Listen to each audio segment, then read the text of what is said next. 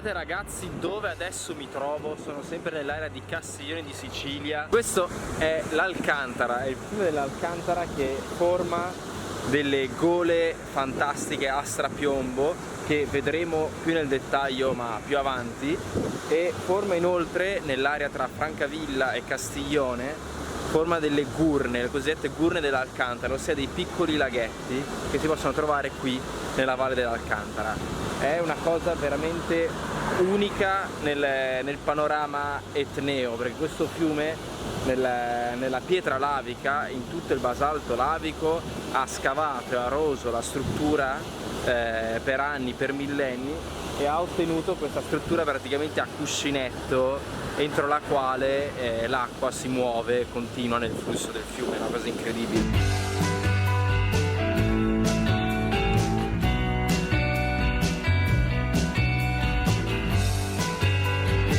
Io ora sto facendo il sentiero che porta alle Gurne dell'Alcantara. Mi trovo a Francavilla di Sicilia e sto facendo questo sentiero naturalistico alla ricerca di questi laghetti, di questi 16 piccoli laghetti che l'Alcantara forma durante il suo corso. Guardate i resti di questo ponte incredibile. E qua il fiume continua il suo corso.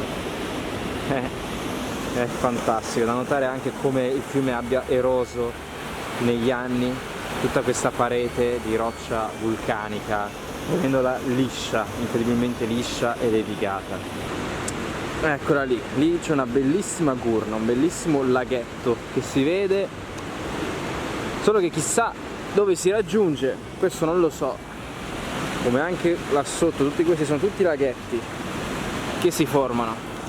Solo che questo sentiero è molto breve, non dico che è curatissimo, quindi sinceramente non lo so come si possono raggiungere, come si può raggiungere ognuna di queste gurne. Penso o buttandosi, forse ecco l'unica cosa è buttandosi in acqua e raggiungerle. Però devo dire che veramente veramente belle. E queste gurne nascono proprio a causa dell'erosione del fiume che negli anni ha eroso i fondali, ha creato quindi queste pozze, queste vasche di contenimento nella quale l'acqua ristagna e crea dei laghetti, dei piccoli laghetti di forma circolare.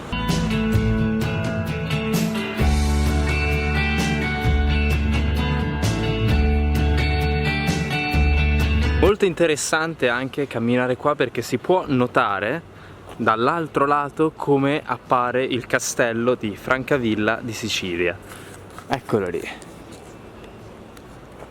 Quel puntino lì è l'altro lato del castello di Francavilla di Sicilia.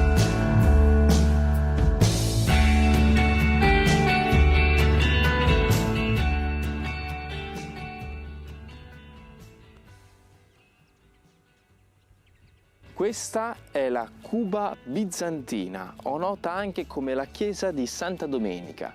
È situata non molto lontano dall'abitato di Castiglione di Sicilia. Inizialmente si pensava che appunto questa cuba appartenesse al periodo bizantino, quindi intorno al VI-VIII secolo d.C. Dopodiché si è arrivato a supporre che per quanto riguarda la tecnica stilistica si pensa appartenga questa struttura al periodo arabo-normanno, quindi tra il IX e l'XI secolo. La cosa curiosa di questa cuba è effettivamente, lo dice anche il nome, che è una struttura rigorosamente geometrica, data dall'unione di diverse forme cubiche tra di loro. L'unica eccezione è la cupola che si trova in cima e l'abside interno. Una cosa davvero affascinante di questa cuba è che nel 1909, per la sua unicità stilistica, architettonica, è stata inserita come monumento nazionale. Ed è davvero davvero bella.